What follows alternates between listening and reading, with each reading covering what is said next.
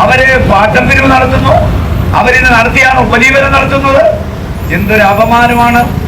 ഒന്ന് ആലോചിച്ച് നോക്കേ, എന്തൊരു അപമാനമാണ്! ഇന്ന് നിങ്ങൾക്ക് ക്രോണി ക്യാപിറ്റലിസമാണ് നിങ്ങളുടെ ഉപജീവനം.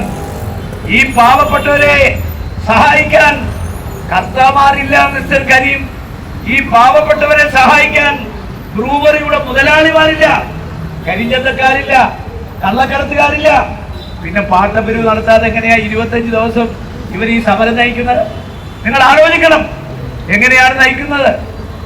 അപ്പൊ ഇവരുടെ കഷ്ടപ്പാടുകളും ബുദ്ധികളും നിങ്ങൾ ഇവരെ അപമാനിക്കരുത്, അവഹേളിക്കരുത്. നിങ്ങളുടെ വീട്ടിലും നിങ്ങളുടെ അമ്മമാരുണ്ട്, സഹോദരിമാരുണ്ട്, പെൺമക്കളുണ്ട്. ഇവർ ചെയ്യുന്ന ഈ സമരം അനാവശ്യമാണെന്ന് പറയാൻ പറ്റൂ? ഈ പറയപ്പെടുന്ന കേരളത്തിലെ ആരോഗ്യമന്ത്രി ഇന്ത്യ വിഷൻ ചാനലിലെ ഒരു അവതാരിക മാത്രമാണ്. അവരെങ്ങനെ ഈ സ്ഥാനത്തെത്തിയെന്ന് അവരാലോചിച്ചോ?